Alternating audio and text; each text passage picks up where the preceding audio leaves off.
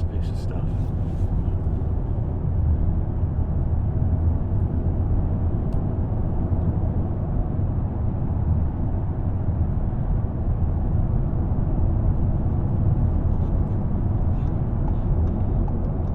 A little challenging for me to know exactly how much detail is being recorded by the 4K. My monitor's fairly limited, but I'm getting lots of data there.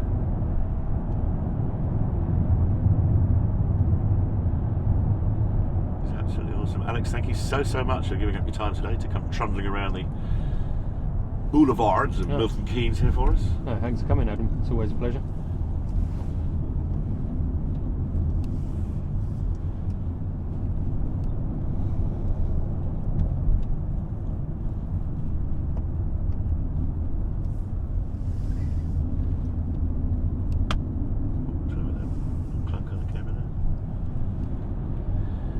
Yes, the audio is where I start, but the whole autonomy in motoring and that science side to driving is something that grips me enormously. So I'd love to be at the leading edge of that as these things develop nearby.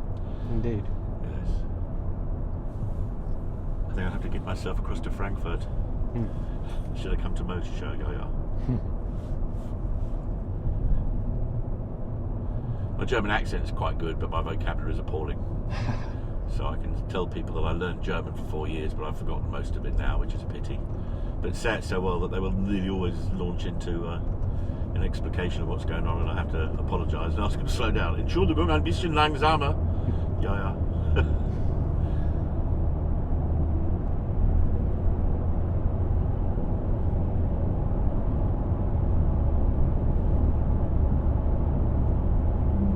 Have you done much Autobahn driving yourself, Alex? Yeah, a lot really. So when we have media trips, yes, over in Germany, then we'll fascinated to find out what the corporate view is on rate of progress on the Autobahn in company cars.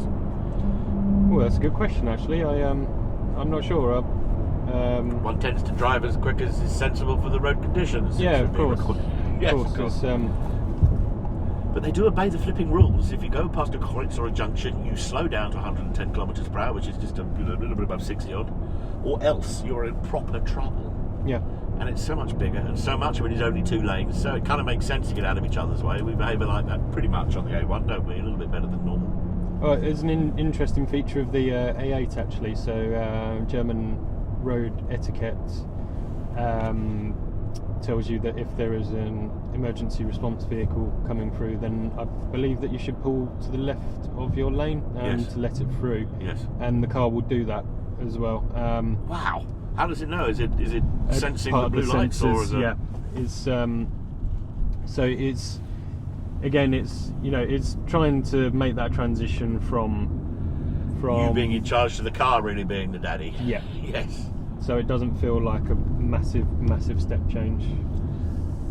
Interestingly, actually, I think there is also, with all engineering and electronics and technology, there has to be a philosophy and, dare I say, a personality behind it.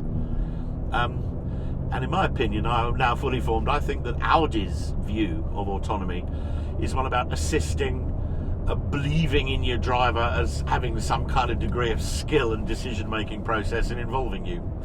That's the thing, we treat them all as assistance systems because that's what they are. And if you do want to turn them off, then you can. You don't have to use them, but they're there when you are making a journey and you do feel a bit tired, or you do want the car to take over. Yes. It's there to make it easier for you. It's not there to take anything away from your driving pleasure. Be fascinated to find out, after a few years of these being out, some feedback from drivers as to how they use the systems and which ones they find absolutely indispensable and nearly always on. It's like, I admit I don't often use the flappy paddles in my car. I don't really know what the heck I'm doing. Funny enough, I have I'm a chicken that knows a fox. There's a chum of mine who's a traffic cop, and he says, I used to think I was really good, and then I got in, and this chap, instructor, and he said, oh, do you know, I thought I'm rubbish. I would have hated to have been in that car while they were negotiating the roundabouts of Brighton, because they're pursuit drivers. And I think they have a different adrenal gland to the rest of us. Yes. That and, yes, radios. Never run from the police, boys. It's extremely stupid. You will not do 186,000 miles a second making their gangs bigger. Just don't.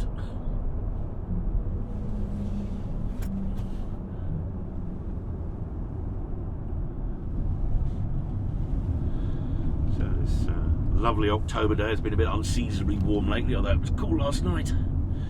Nice and clear day for travelling around Milton Keynes. So I think this is a good point for Alex Fisk and Adam Rayner to sign out here at the wheel of the Audi Q7, and just remains for me to thank, well, everybody at Audi for letting me come back and have another go on this car. Alex, thank you so much. Thank you, Adam. You'd make a great telly presenter. You're driving, you're talking, and it's looking safe and everything, and you didn't even misbehave. Thank you, sir. Thank you.